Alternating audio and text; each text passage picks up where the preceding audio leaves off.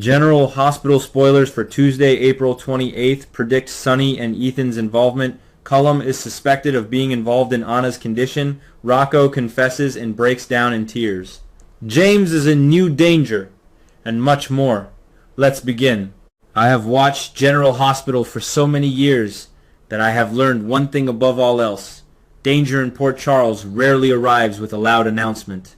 It usually comes quietly, dressed as concern, friendship, family, or unfinished love. That is why the situation surrounding Sonny, Ethan, Valentine, Cullum, Anna, Rocco, Britt, James, Maxie, and the man pretending to be Nathan feels so intense to me. This is not just another week of secrets being passed from one room to another. This feels like one of those moments where several storylines are about to crash into each other, and when that happens on General Hospital, nobody walks away untouched.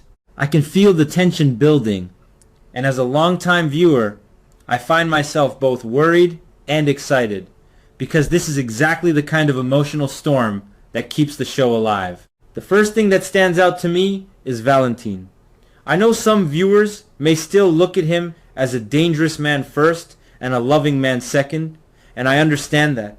Valentine has done plenty of things that cannot be excused with a soft look or a sad memory.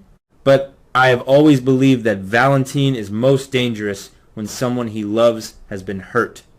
Anna is not just another person in his life. She is one of the few people who can still reach the part of him that is human, wounded, and desperate to be seen as more than a villain. So, when Valentine learns that Cullum may be responsible for what Anna has endured, I do not see him simply reacting. I see him changing direction completely. Brennan may have been a target, but now Cullum becomes something more personal. Cullum becomes the man Valentine can blame, the man Valentine can punish, and perhaps the man Valentine believes must be removed before he causes even more damage. That is where I think the story becomes especially interesting. Valentine is not the type to rush into a fight without thinking, unless his emotions get ahead of him. And Anna has always been capable of doing that to him. If he begins moving against Cullum, I would not be surprised if he does not do it alone. Valentine knows how to gather people quietly. He knows how to make a room feel empty while half the danger is already standing in the shadows. I can easily imagine him reaching out to a few select allies, people who either owe him something or share his interest in stopping Cullum. But even if Valentine acts alone, the result could be just as dangerous. A hospital is supposed to be a place of healing, but in Port Charles a hospital room can become a battlefield in a matter of seconds. If Valentine decides to confront or attack Cullum there, then everyone nearby could be pulled into the consequences. Cullum himself is a fascinating problem, because he is not simply a helpless man lying in a bed. I do not trust him for 1 second. Even wounded, he feels like the kind of person who is listening, calculating, and waiting. He has been searching for the person who shot him.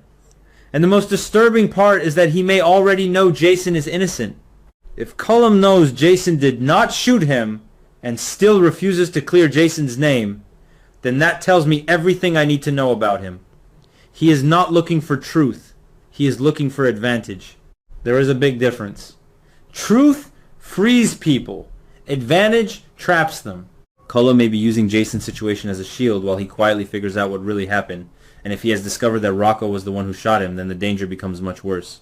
Rocco's involvement adds a painful emotional layer to this whole story. I do not look at Rocco as a villain. I look at him as a young person caught in a situation far too large for him. In Port Charles, children and teenagers often get pulled into adult secrets before they truly understand the cost. Rocco may have made a terrible mistake, but guilt has a way of making young people believe they can fix everything by standing close to the damage they caused. That is why I can believe he would go to the hospital. I can believe he would want to see Cullum. I can believe he might even try to care for him. Not because he trusts him, but because he cannot live with the weight of what happened. Maybe he wants forgiveness. Maybe he wants to confess. Maybe he simply wants to look at Cullum and convince himself that the man will survive, and that survival will somehow make everything less serious. But General Hospital has taught me that confession is not always a doorway to peace. Sometimes It is a doorway to danger. If Rocco gets too close to Cullum, he may be placing himself directly in the hands of someone who would use him without hesitation. Cullum does not need to be fully recovered to be dangerous. A man with information can cause damage from a hospital bed. He can whisper the right threat, make the right phone call, or hold the right secret over someone's head. If he knows Rocco shot him, then Rocco becomes more than a guilty boy. He becomes a bargaining chip. And that is exactly why Britt's reaction, even if it seems harsh, makes sense to me. Britt knows what cruelty looks like. She has lived with danger around her long enough to recognize it before others do. If she sees Rocco near Cullum and pulls him away, I would not judge her too quickly. Some people may say she is being too aggressive or too emotional, but I see fear beneath her anger. Britt understands that Rocco may not be walking toward forgiveness. He may be walking toward a trap. When she tells him, in her own fierce way, that he is heading down a deadly road, I believe she is trying to save him. Britt has never been the softest person in the room, but softness is not always what saves a life. Sometimes love comes out sharp because there is no time to make it pretty.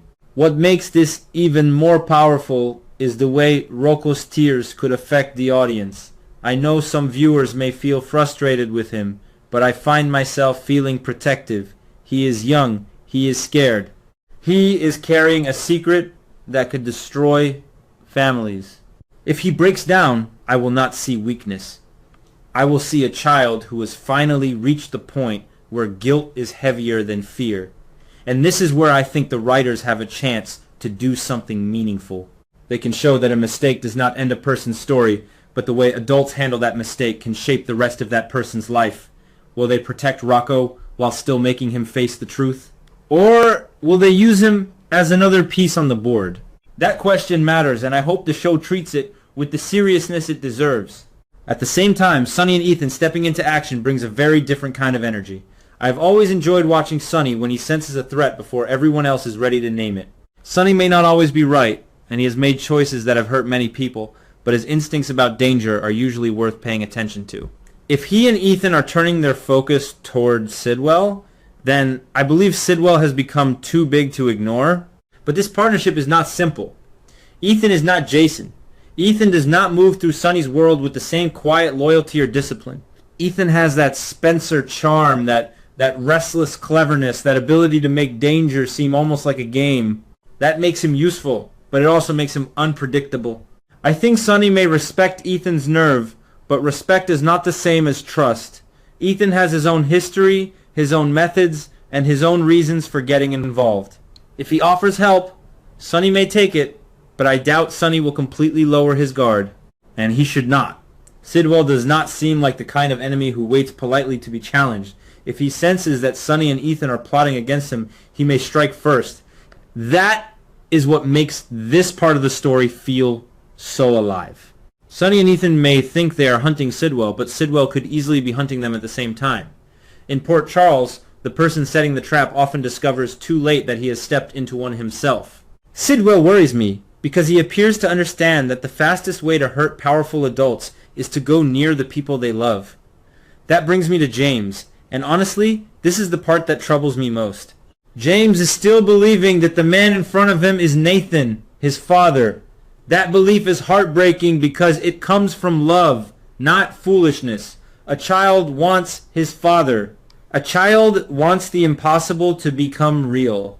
If someone is standing there, wearing Nathan's face, using Nathan's memory, or pretending to carry Nathan's spirit, then of course James would want to believe. That is not weakness. That is grief reaching for comfort. But the man pretending to be Nathan is not harmless. If he is truly Cassius, then every moment he spends near James becomes more dangerous. He is not just lying to adults who may eventually catch him. He is playing with a child's heart. That crosses a line for me. I can tolerate many kinds of soap deception because that is part of the genre we love. Secret children, false identities, hidden motives, old enemies returning from the dead or pretending to be someone else. These are all familiar roads in Port Charles. But when a child is emotionally manipulated, I feel it more deeply. James is not equipped to defend himself against a lie that looks like love. Maxie's role in this could become heartbreaking as well. Maxie has suffered enough losses to recognize when something feels wrong, even if she cannot prove it immediately. If she begins to suspect that this man is not Nathan but Cassius, then she may be standing on the edge of a terrible truth. The problem is that suspicion is not always enough. She may not get the chance to warn everyone. She may see the danger before she can stop it. That is a very General Hospital kind of pain. Knowing the truth just a little too late. And for Maxie, this is not just about solving a mystery. This is about Nathan's memory, James's innocence, and the fear that her family has been targeted in one of the cruelest ways possible. The possibility that Sidwell also approaches James makes the situation even more alarming. What does Sidwell want from him? Is James just a tool to control Maxie? Is he a way to pressure others? Or does Sidwell have a larger plan that connects to the fake Nathan, Cassius, and the secrets surrounding Port Charles right now? I do not have all the answers, but I can feel the pattern. Children are being pulled too close to dangerous adults. Rocco is too close to Cullum. James may be too close to Sidwell and the fake Nathan. That cannot be an accident. It feels like the show is asking us to look at how the sins of the adults keep landing on the shoulders of the young. This is where my personal theory may differ from the obvious direction of the story. I do not think these are separate crises. I think Cullum, Sidwell, Cassius, and perhaps even the larger mystery around Anna are connected by more than coincidence. In a town like Port Charles, people like that do not appear in separate corners for no reason. Someone is benefiting from confusion. Someone wants Sonny distracted, Valentine emotional, Britt frightened, Maxie uncertain, and the younger generation exposed. Maybe I am wrong, but I feel as if the true enemy is not only the person we see on screen. The true enemy may be the network of secrets connecting them all. Anna's condition, or what has happened to her, is the emotional center for Valentine, but it may also be the key to the larger plot. Anna has spent her life in the world of spies and intelligence, and whenever her past becomes active again, it usually drags half of Port Charles with it.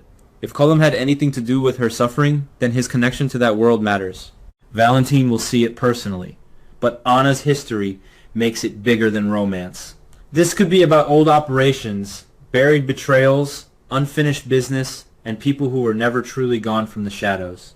That is what General Hospital does well when it leans into its history. It reminds us that the past is not dead. It is just waiting for the right moment to walk back into the room. And yet, even with all the danger, I find myself drawn to the human side of it. Sonny is not simply moving against Sidwell because he enjoys power. He understands threats to family. Ethan is not simply taking a risk because he is reckless. He may be trying to prove something about himself, his courage, or his place in a world filled with legends. Valentine is not simply seeking revenge. He is reacting to the pain of someone he still loves. Britt is not simply shouting at Rocco. She is trying to keep him alive.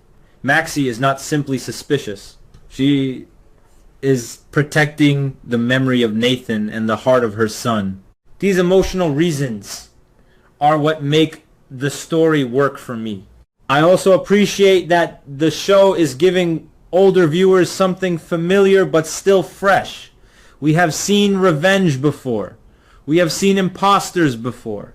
We have seen hospital confrontations, secret shooters, and mob alliances. But when these elements are placed in the hands of characters with deep histories, they feel renewed. For those of us who have watched for years, the joy is not only in the shock, it is in understanding why the shock matters. We remember who these people used to be. We remember what they have lost. We remember the relationships that still echo even when no one says the names out loud. That kind of history gives every scene extra weight. What do I want to happen next? I want Valentine to be smart enough not to destroy himself in the name of protecting Anna.